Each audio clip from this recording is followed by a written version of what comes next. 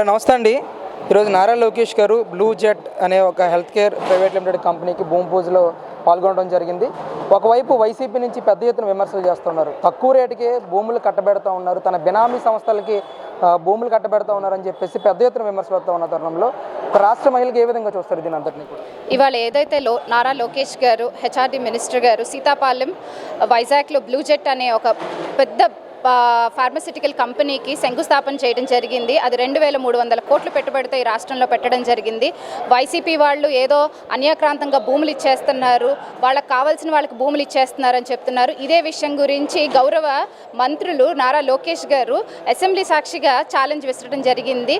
ఎవరికైతే మేము అన్యాక్రాంతంగా లేదా మాకు కావాల్సిన వాళ్ళకైతే భూములు కట్టబెట్టామని మీరు ఏదైతే మీరు అంటున్నారో, ఆ ఆరోపణలు చేస్తున్నారో, ఆ ఆరోపణ మీరు నిజం చేయండి అని ఒక ఛాలెంజ్ విసురుతున్నారు. మీరు నిజంగా అదే కనుక అన్యాయం మీరు అనుకున్నది జరిగినట్టయితే మీరు ఎందుకు ఇవాళ వాళ్ళని మీకు ఇచ్చిన ఛాలెంజ్ని మీరు ఎందుకు తీసుకోలేకపోతున్నారు? ఇవాళ 2,300 కోట్లు పెట్టుబడి ఇవాళ ఫార్మస్యూటికల్ కంపెనీలో రావడం అనేది ఒక గొప్ప విషయం. మొన్న గూగుల్ డేటా సెంటర్ తీసుకొచ్చారు. సుందర్ పిచ్చై గారు ఏం మాట్లాడారు మొన్న ఏఏ సమిట్కి వచ్చినప్పుడు? I'm so happy to be a part of development in Andhra Pradesh అన్నారు. నేను వెళ్ళేటప్పుడు వైజాగ్ని చూసి నేను ఎంతో ఆనందపడేవాడిని. అలాంటిది నేను ఒక కంపెనీని ఇక్కడ సెట్ చేయగలుగుతున్నానంటే అది ఒక గొప్ప, నిజంగా చెప్పాలంటే వాళ్ళ నారా లోకేష్ గారి కృషికి ఇవన్నీ కూడా ఎగ్జాంపుల్స్.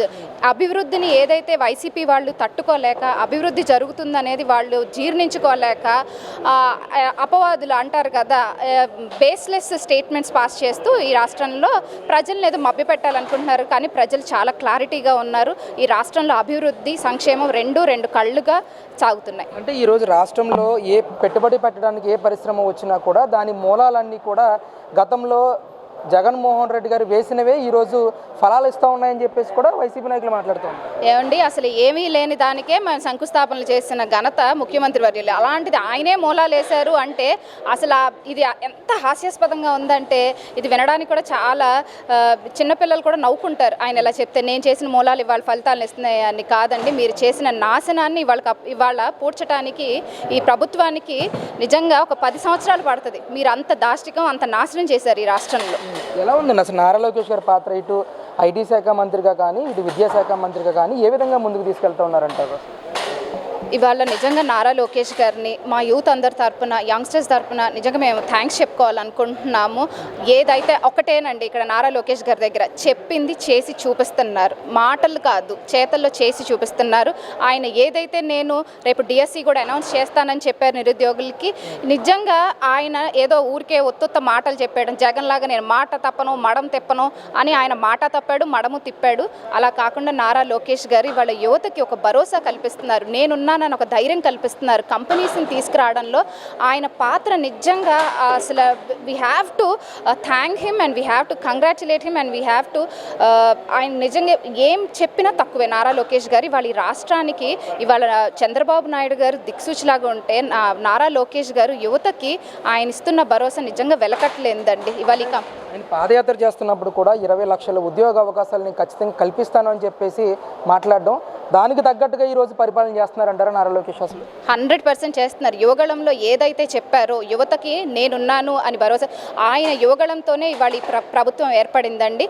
ఆ యువగళం స్ఫూర్తిగా తీసుకుంటూ యువగళంలో ఆయన ప్రజలను చూసిన కష్టాలని, యువత ఎదుర్కొంటున్న ప్రాబ్లమ్స్, ఎందుకంటే ఏదైతే ఫీ రియంబర్స్మెంట్ ఉందో, ఫీ రియంబర్స్మెంట్ ఇవ్వడం ఫస్ట్ విడతగా కొన్ని 1,200 కోట్లు అలాట్ చేయటం కానీ, అలాగే కంపెనీస్ తీసుకురావటం కానీ, డిఎస్సి ప్రకటించడం కానీ, ఇవన్నీ కూడా ఏంటంటే యువతలో ఒక కొత్త ఉత్సాహాన్ని ఇస్తేనే okay we can achieve something.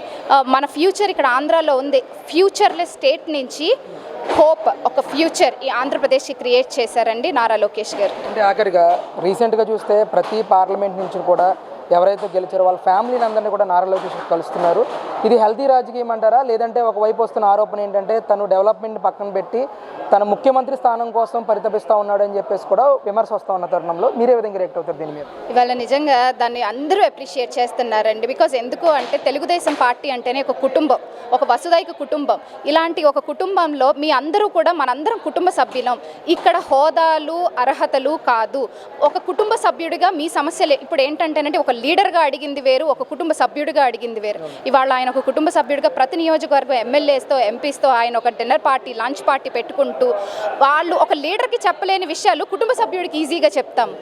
ఆ ర్యాపోని ప్రతి ఎమ్మెల్యే దగ్గర క్రియేట్ చేసుకుంటున్నారు ఆయన. సరే మా ఫ్యూచర్ నాయకుడిగా అందరం యాక్సెప్ట్ చేసాం. సరే ముఖ్యమంత్రిగా అవ్వడానికి ఆయన వీళ్ళందరికీ పిలిచి వాళ్ళ యోగక్షేమాలు కనుక్కుంటూ వాళ్ళల్లో ఒక కుటుంబ సభ్యుడిగా అవ్వాల్సిన అవసరం లేదని మేము అనుకుంటున్నాము. ఇవాళ నిజంగా ఇది అందరూ రాష్ట్రం మొత్తం ఎందుకు అంటే జగన్మోహన్ రెడ్డి గుమ్మం బయటే ప్రతి వాళ్ళని ఉంచాడు. అది కాదు మనం చేయాల్సింది. రాజకీయము అంటే అది కాదు, ఒక కుటుంబంగా ఒక సమిష్టిగా మనందరం కూడా చెయ్యాలి అనే ఒక ఇదిని ప్రజల్లోకి తీసుకెళ్తున్నారు లోకేష్ గారు. ఆ విషయంలో ఎమ్మెల్యేస్ కానీ ఎమ్మెల్యేస్ ఫ్యామిలీస్తో ఆయన ఉండటం కానీ మాకు నిజంగా ఇది చూస్తుంటే మాకు చాలా హ్యాపీగా ఉంది. As a public we're so happy to see all these things. Because ఎందుకంటే ఒక 5 years ఎలాంటి దౌర్జన్యాలు అక్రమాలు నాయకులని ఆయన కలవడానికే ఎంతో ఇబ్బంది పడిన దగ్గర నుంచి వాళ్ళ నాయకులు వాళ్ళ కుటుంబ సభ్యులుగా కలుస్తున్నారు అంటే దిస్ ఇస్ గుడ్ థింగ్ అండి. ఆఖరిగా ఈరోజు రాష్ట్రంలో రాజకీయం మొత్తం కల్తీ లడ్డు మీద తిరుగుతూ ఉంది. మీ అభిప్రాయం ఏంటంటే ఒక సామాన్య మహిళగా ఎలా చూస్తారు ఈ కల్తీ లడ్డు విషయాన్ని? నిజంగానండి, తిరుమల తిరుపతి దేవస్థానం ఆ వెంకటేశ్వర స్వామి కల్తీ అంటే అది చాలా బాధగా ఉంది. బికాజ్ ఎందుకంటే ఎంతో పవిత్రం అండి తిరుమల లడ్డు అంటే. మనకు అది నిజంగా ఏంటంటే ఆ శ్రీవారు మనకి ఇచ్చిన ప్రసాదంగా భావిస్తాం అన్నమాట. అలాంటి లడ్డు ఇవాళ కల్తీ జరిగింది. దాని గురించి సిట్ నివేదిక ఇవ్వడం జరిగింది. ఏ రోజు ఎలా జరిగింది అనేది అసెంబ్లీ సాక్షిగా విత్ ప్రూఫ్స్ చెప్పడం జరిగింది మన అసెంబ్లీ సాక్షిగానే.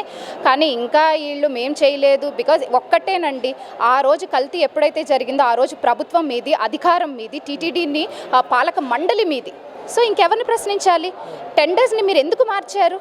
కాబట్టి ఈ ప్రశ్నలన్నిటికీ కూడా ప్రభుత్వానికి సమాధానం కాదు, ప్రజలకి సమాధానం చెప్పండి. మీరు ఇవాళ ప్రజలు మీ నుంచి సమాధానం కోరుకుంటున్నారు. ఇప్పటికీ కూడా కొన్ని రిపోర్ట్స్ అన్నీ కూడా కల్తీ జరిగిందని వచ్చినా కూడా మాకు క్లీన్ చిట్ ఇచ్చింది సిబిఐ అని చెప్పేసి ఇప్పటికీ వైసీపీ నాయకులు మాట్లాడని ఎంతవరకు? అయితే సిబిఐ దాంట్లో కల్తీ జరిగిందని మాత్రమే మాకు తెలుసండి. మరి క్లీన్ చిట్ ఎప్పుడు ఇచ్చిందో అయితే మాకు తెలియదు.